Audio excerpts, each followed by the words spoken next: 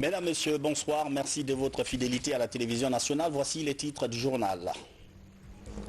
À la une de cette édition, la lutte contre le sida, la journée dédiée à cet effet, c'est demain. Dans une déclaration à suivre tout à l'heure, le Premier ministre rappelle les engagements fermes du gouvernement. Il s'agit de baisser le taux de prévalence. Autre grand rendez-vous demain, c'est la rentrée des classes, une ouverture placée sous le signe de la lutte contre le coronavirus. Dans les établissements, des mesures de prévention sont indispensables. Et puisqu'on parle de rentrée des classes, un livre qu'on pourrait très bientôt retrouver dans les programmes, Les écumes de la rancœur, un savoureux roman qui permet de révisiter le passé pour y rencontrer Dame Nyarabeli. L'auteur, c'est Yamoussa Sidibé. Voilà pour les titres. Mesdames et messieurs, bonsoir et bienvenue dans cette édition qu'on ouvre par ces deux messages adressés au président de la République, professeur Alpha Condé. Le premier, il est du président Emmanuel Macron. Monsieur le Président, à la suite de la confirmation par le Conseil constitutionnel de votre réélection à la présidence de la République de Guinée, je tiens à vous transmettre ainsi qu'au peuple guinéen mes vœux de succès. Je mesure les attentes du peuple guinéen et les défis auxquels votre pays fait face, qu'il s'agisse du redressement de la situation économique et sociale avec la crise sanitaire mondiale ou de la réconciliation entre tous les Guinéens après les violences, les divisions et les interrogations qui ont émaillé ces élections. Votre capacité à y répondre dans un esprit de dialogue, de consensus et dans le respect de l'état de droit sera essentielle. La Guinée doit poursuivre les réformes que vous avez entamées en matière d'éducation, d'accès à l'énergie, de santé et de bonne gouvernance afin d'œuvrer au renforcement du capital humain du pays. La relation entre nos deux pays anciennes est résolument inscrite dans un destin partagé. La France continuera à se tenir aux côtés du peuple guinéen pour le développement économique et social du pays. En vous renouvelant mes vœux de paix et de concorde pour le peuple guinéen, je vous prie d'agréer, Monsieur le Président, l'expression de ma très haute considération. À vous, Son Excellence Monsieur Alpha Condé, Président de la République de Guinée, signé Emmanuel Macron. Cet autre message, au nom du gouvernement et du peuple indien, je vous félicite pour votre réélection en tant que président de la République de Guinée. Nos relations amicales reposent sur une vision commune de la paix, de la prospérité et de la sécurité, soutenue par une coopération mutuelle et des interactions à tous les niveaux. Il est encourageant de voir que notre coopération bilatérale s'est poursuivie malgré les défis sans précédent posés par la pandémie du Covid-19. De nouvelles voies de coopération dans les domaines du système de la médecine traditionnelle, de l'homéopathie et des énergies renouvelables sont particulièrement prometteuses. Je me souviens de ma visite dans votre beau pays en août 2019. Je vous souhaite un mandat couronné de succès et nous sommes impatients de continuer à travailler avec vous pour renforcer davantage nos relations bilatérales. Son Excellence, je vous transmets les meilleurs souhaits de bonne santé, succès, de progrès, paix et prospérité au peuple de la République de Guinée. Veuillez agréer l'assurance de ma très haute considération, signé du président Ramnath Kovind à son Excellence professeur Alpha Condé, président de la République de Guinée. La célébration demain de la journée mondiale dédiée à la lutte contre le sida. La Guinée a enregistré des efforts encourageants, mais ce n'est pas tout. La lutte doit se poursuivre. C'est en tout cas la teneur de cette déclaration du Premier ministre, chef du gouvernement. Suivez. Chers compatriotes, une pandémie ne saurait cacher ou nous faire oublier une autre. Ce 1er décembre, le monde entier célèbre la 32e journée internationale de lutte contre le sida. Cette année, la journée est célébrée sous le thème Solidarité mondiale et responsabilité partagée. Un thème défini par l'ONU-SIDA. Avant tout propos, je tiens à saluer, au nom de son Excellence, Monsieur le Président de la République, le courage et la foi des personnes vivant avec le VIH. Nous savons à quel point il est à la fois difficile de se battre contre le poids de la maladie, mais également contre la stigmatisation et la discrimination quotidienne qu'elles subissent. Je m'incline pieusement devant la mémoire de ceux qui ont été emportés par cette lancinante pandémie. Chers concitoyens, en septembre 2015, la Guinée a adhéré à la définition de nouveaux objectifs du développement durable, parmi lesquels la lutte contre le sida figure en bonne place. Le monde entier s'est fixé pour objectif de mettre fin à cette pandémie d'ici à l'horizon 2030. Cela ne saurait se réaliser sans une large couverture de nos cibles. Pour y arriver, nous devons revisiter nos stratégies de manière efficace en vue d'un impact mesurable. Nous devons encourager le leadership local pour des actions ciblées, durables et responsables. Nous devons innover et créer de nouveaux partenariats. Enfin, nous devons mener toutes nos actions dans le respect des droits humains. Nous le savons tous, la porte vers l'atteinte de cet objectif est le dépistage. Mieux vaut prévenir que guérir, dit l'adage. En ma qualité de président du Comité national de lutte contre le sida,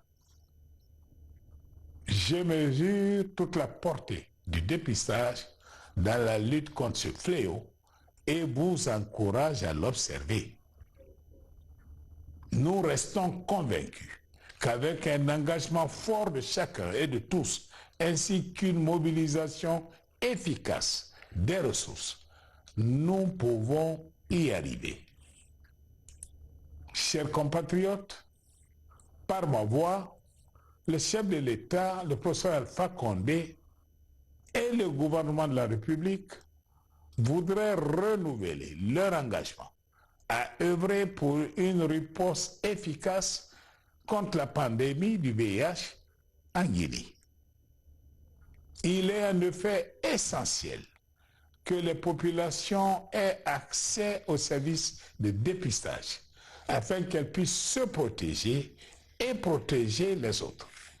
Pour cela, nous devons repenser nos stratégies en étendant nos actions à l'ensemble du territoire envers les populations avec un accent particulier pour celles qui sont les plus exposées.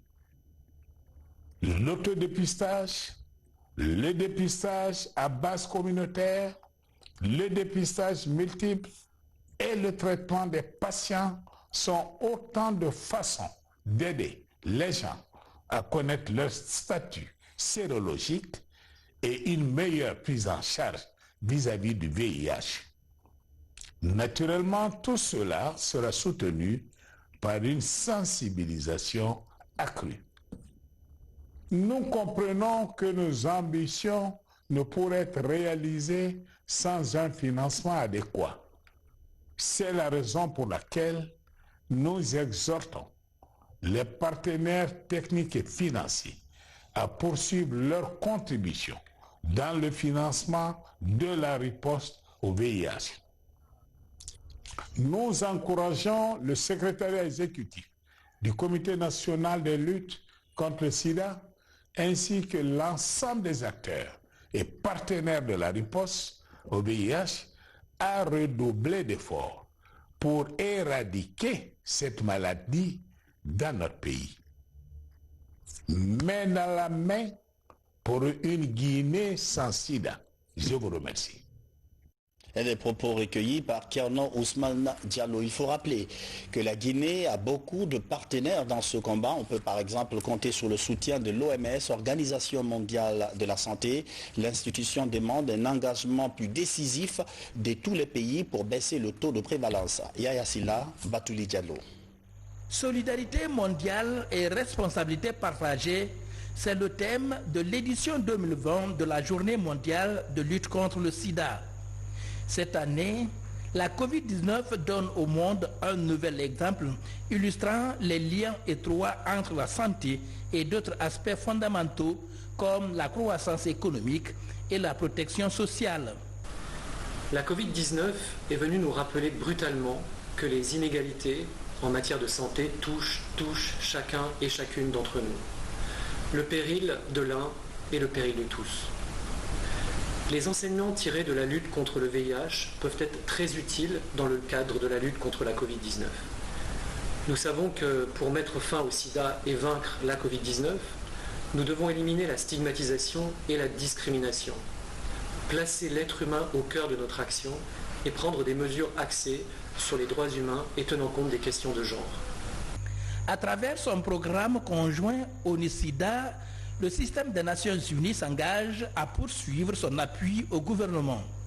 Il va intervenir dans la prévention et la prise en charge des personnes vivant avec le sida. La santé est un droit humain. Pour parvenir à une couverture sanitaire universelle, il faut que la santé soit une priorité d'investissement de premier plan.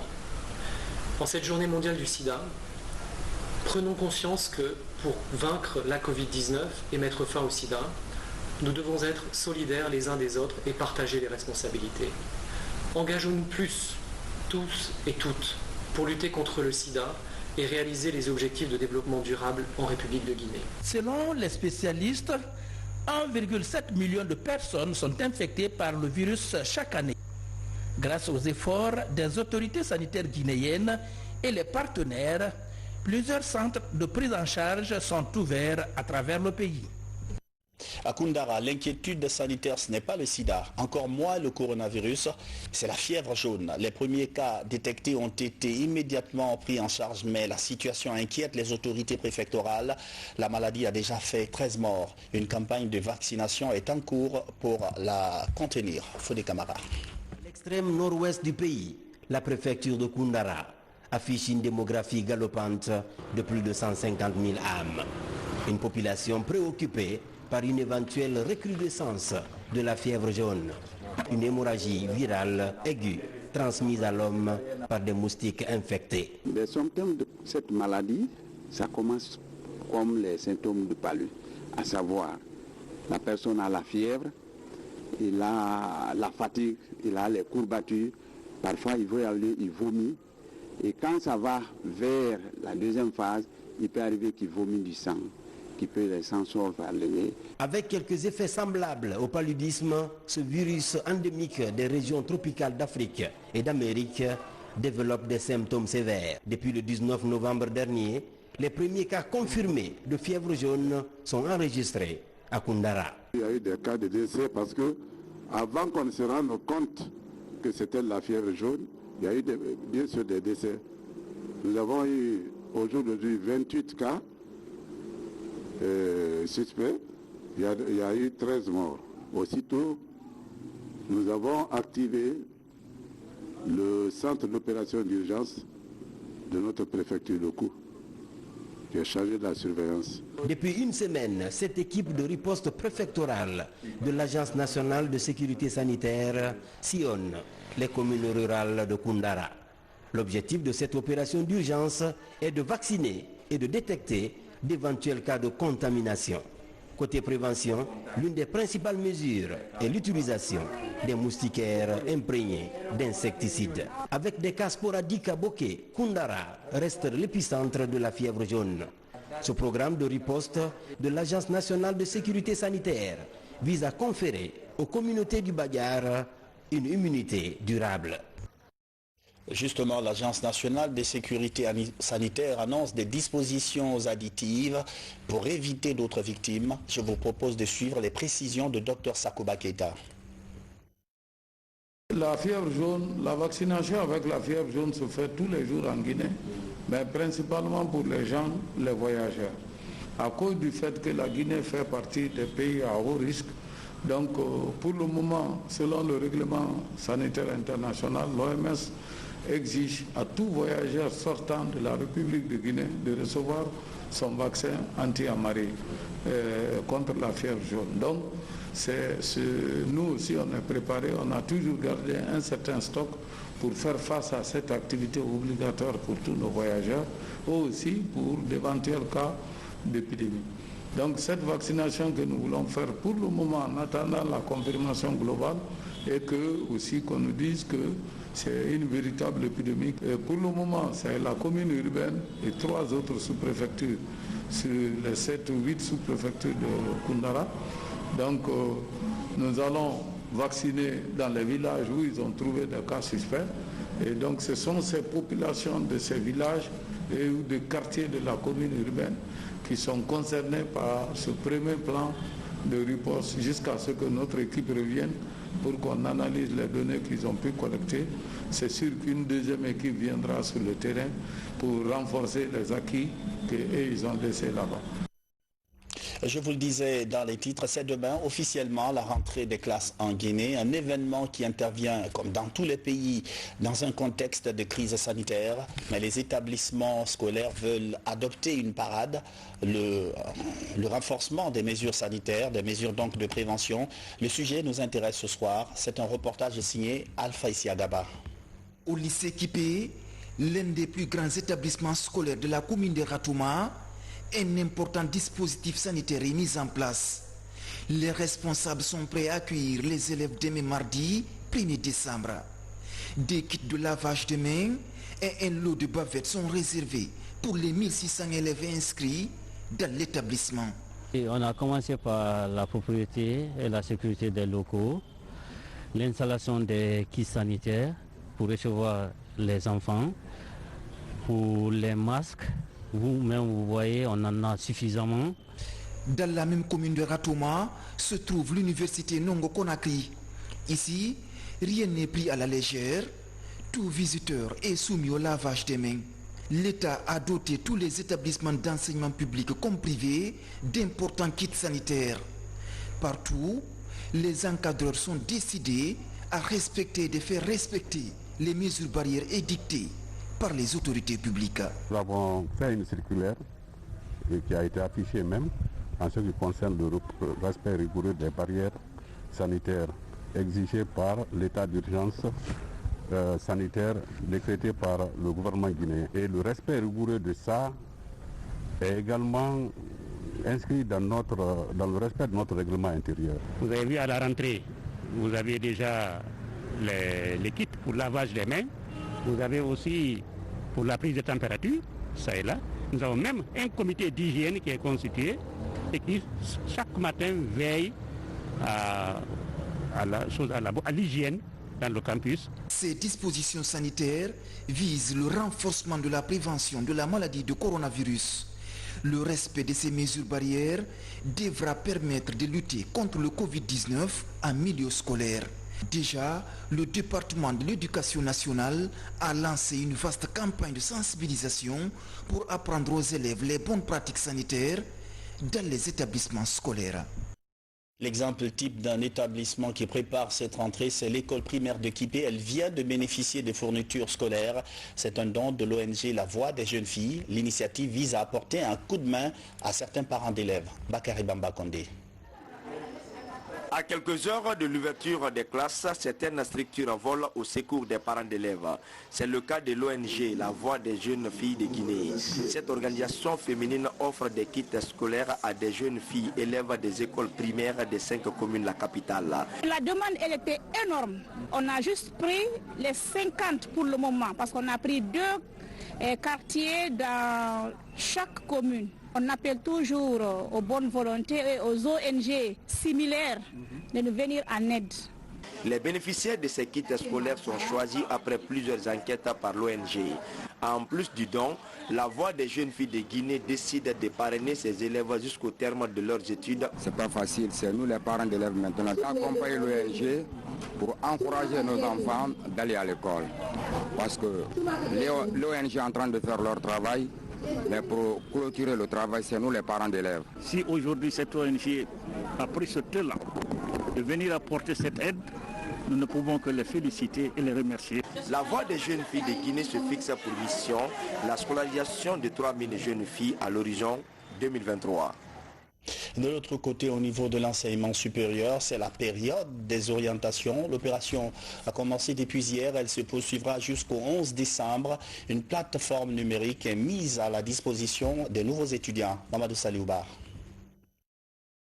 À l'Institut supérieur des sciences de l'éducation de Lambagny, se trouve le centre technique de la plateforme d'orientation GUPOL. Un centre ouvert depuis 0 heure. Ici, 25 techniciens reçoivent les appels de candidats à l'orientation et prennent en charge les requêtes. Bonjour, bienvenue à GUPOL. Qu'est-ce que je peux faire pour vous? L'équipe a pour charge de prendre en compte la préoccupation de chaque bachelier, partout où il se trouve. Ils ont accès à la plateforme en tapant sur le lien www.meursgupol.org. Ils ont accès non seulement aux informations liées aux institutions, mais aussi aux programmes et leurs finalités de formation. Cette année, ils sont près de 39 000 bacheliers concernés par l'orientation en ligne. Sur le terrain, une mission du ministère de l'Enseignement supérieur et de la Recherche scientifique. Elle veut se rassurer du bon démarrage des opérations d'orientation des bacheliers. Techniquement, nos équipes sont prêtes. La plateforme GUPOL est disponible. Toutes les informations s'y trouvent et tous les bacheliers de la session 2020 et ceux des années antérieures non orientés, c'est-à-dire les sessions 2018-2019, peuvent s'inscrire sans problème. Les candidats à l'orientation ont jusqu'au 11 décembre pour faire leur choix via la plateforme GUPOL. Une étape décisive pour accéder aux institutions d'enseignement supérieur. 2000 nouveaux étudiants ont déjà visité la plateforme et ont pu s'orienter. Dans le même sillage, 45 lauréats des derniers examens nationaux sont récompensés. Ils reçoivent des kits scolaires et frais d'inscription pour cette rentrée. Le geste est du député uninominal des Dubreka. Il s'engage à poursuivre cet accompagnement. Abdoulaziz Baldé. Malgré une année scolaire rendue difficile par le coronavirus, de nombreux élèves se sont illustrés aux évaluations nationales en fin d'année. C'est le cas de Dubreka où des lauréats ont été récompensés ce week-end. Une initiative du député uninominal de la préfecture qui veut à travers ce don créer l'émulation entre les élèves de la localité. On a remis des kits scolaires avec des sacs comprenant des cahiers, des boîtes mathématicales, des billes, parfois de la craie, des ardoises. Et il y a une enveloppe de 500 000 qui a été remise à tous les lauréats. Dénommée Bourse de l'excellence, cette première édition récompense 45 élèves de la préfecture. Un programme qui enchante. C'est une joie pour moi et je pense que peut-être c'est la première fois qu'ils ont pris cette initiative au niveau de la commune de Dubreka. Et je remercie beaucoup la députée, monsieur le professeur Abbas Sissi. Je pense que je ne peux que me réjouir de cette joie immense. J'avoue qu'aujourd'hui, on est venu récompenser les meilleurs élèves. Le premier de la Guinée en sciences mathématiques est venu de Dubreka. Le premier de la Guinée en sciences expérimentales est venu de Dubreka au bac. Le premier de la région de Kindia, n'est-ce pas, en enseignement général au BEPC est venu de Dubreka. Il y a 3 ans, le premier de la région vient de Dubreka. Nous avons tout profil confondu et tout examen confondu. Nous avons dépassé la barre de 60% de réussite pour tous les examens. Depuis quelques années, la cité de Mangatoumani s'est fait remarquer dans les différents examens nationaux avec plusieurs lauréats. Aujourd'hui, les élèves s'engagent à nouveau à relever le défi. Il y a cette déclaration de l'intercentrale syndicale de l'éducation, une déclaration du SLEC donc que je vous invite à suivre avant de poursuivre cette édition. Déclaration de l'intersyndicale de l'éducation. L'intersyndicale de l'éducation félicite, remercie et encourage les enseignantes et enseignants de Guinée, tous cycles confondus, pour les efforts consentis durant l'année scolaire 2019-2020. Efforts qui ont permis de sauver l'école guinéenne d'une année blanche aux conséquences énormes et désastreuses. L'intersyndicale de l'éducation, soucieuse de la qualification du système éducatif guinéen et de la quiétude dans nos concessions scolaires, professionnelles et universitaires, invite les autorités des services centraux et déconcentrés de l'éducation à prendre toutes les dispositions utiles en vue d'une ouverture de classes réussie. L'intersyndicale de l'éducation remercie le gouvernement pour le paiement des primes d'incitation aux enseignantes et enseignants, conformément au protocole signé le 28 janvier 2020, et demande le paiement des dites primes à l'encadrement scolaire dans les délais requis. L'intersyndicale de l'éducation demande également au gouvernement la mise en place d'une commission bipartite, gouvernement et syndicats, pour la mise en œuvre des protocoles d'accord signés le 14 mai 2019 avec le syndicat de l'enseignement supérieur et de la recherche scientifique et celui du 28 janvier 2020 avec l'intersyndicale de l'éducation. L'intersyndicale de l'éducation souhaite bonne rentrée à toutes et à tous. Agriculture d'Action Bofa, où un groupe de jeunes va tenter de réussir un exploit, mettre en valeur 36 hectares de riz. Ces jeunes sont tout simplement à leur première expérience, mais ils sont déterminés à réaliser un coup de maître. De gros investissements sont faits pour valoriser le champ. Maroufba Al-Gassimoba.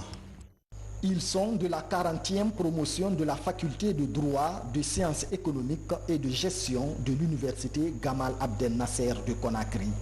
Ces jeunes décident de retourner à la terre. Dans cette plaine de Mankoumtan à Bofa, qui s'étend sur 13 000 hectares, ce groupe de jeunes a valorisé 36 hectares de riz. Après plusieurs mois d'activité agricole, l'heure est à la récolte. Sur place, la main-d'œuvre locale est en première ligne. Un conseiller agricole et 85 jeunes et femmes sont recrutés. Suivi automatiquement avec technique, avec assurance. Plus de 100 millions de francs guinéens ont été mobilisés par ces jeunes amoureux de la terre. Pour cette première phase, la promotion se félicite du succès de son investissement. Pour une première expérience, c'est une satisfaction parce que là, c'est vraiment largement à la hauteur de nos espérances. C'est vrai qu'on s'est fait assister par le conseil agricole de la jeune, à travers la chambre d'agriculture et le ministère de l'agriculture. Nous voulons aller très loin et être un modèle dans ce domaine. Et les perspectives, c'est de faire en sorte que doubler ou tripler ce que nous venons de faire cette année. Pour atteindre l'autosuffisance alimentaire, ces jeunes se fixent un autre objectif pour les années à venir.